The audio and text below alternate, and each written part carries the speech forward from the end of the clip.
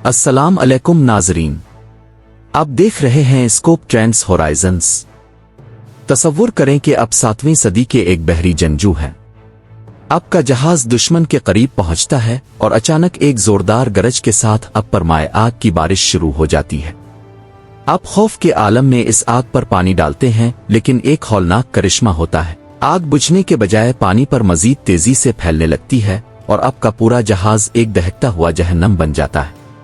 ये कोई जादू नहीं था, बल्कि ये था ग्रीक फायर, वो हथियार जिसने सदियों तक सल्तनत बाज़ंतैन बिजेंटी एम्पायर को नाकाबिले शिकस्त बनाए रखा। एक ऐसा केमिकल फार्मूला जो पत्थरों को पिघला देता था और जिसका राज इफ्शा करने वाले को इबरतनाक मौत दी जाती थी। आज स्कोप ट्रेंड्स होराइजन्स पर हम इस खुफिया हथियार की तारीख और उसके गुमशुदा फार्मूले की तलाश करेंगे। ग्रीक फायर की कहानी तब शुरू होती है जब 672 ईस्वी में सल्तनत बाज़ंतैन अपने खात्मे के दहाने पर थी। अरब अफवाज ने कुस्तुनतुनिया का पानी और खुश्की से मुहासरा कर रखा था। तभी कालेनिकोस नामी एक शामी ईसाई पनागुज़ीन कुस्तुनतुनिया पहुंचा, जिसके पास एक ऐसी इजाद थी जिसने दुनिया का नक्शा बदल दिया। 674 ईस्वी में बाज़ंतैन बहरिया ने पहली बार इस इमाए आग का इस्तेमाल किया। इस हथियार ने अरब बेड़े को इस तरह तबाह किया कि वो दोबारा हिम्मत न कर सके। इस इजाद ने कुस्तुनतुनिया को अगले 800 सालों तक दुश्मनों से महफूज रखा। अगर ये हथियार न होता तो शायद आज की दुनिया की तारीख बिल्कुल मुख्तलिफ होती। आखिर ग्रीक फायर इतना मोहलिक क्यों था? इसकी 3 बुनियादी खुसूसियात इसे आज के नेपाम से भी ज्यादा पुरअसरार बनाती है। पानी पर जलना, ये आग पानी पर तैरती थी और पानी डालने से इसकी शिद्दत मजीद बढ़ जाती थी। इसे सिर्फ रेत, सिरका या पुराने पेशाब से बुझाया जा सकता था। चिपकने वाला माए, ये शहद की तरह गाढ़ा था जो लकड़ी के जहाजों और इंसानी जिस्मों से इस तरह चिपक जाता था कि इसे उतारना नामुमकिन था।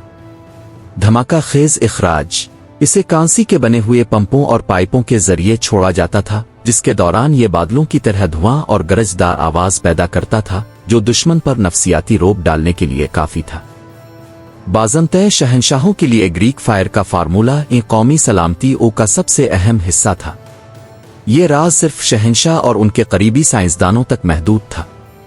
बाज़ंतैन कानून के मुताबिक इस राज को किसी को बताना मुकद्दस जुर्म था और उसकी सजा मौत थी।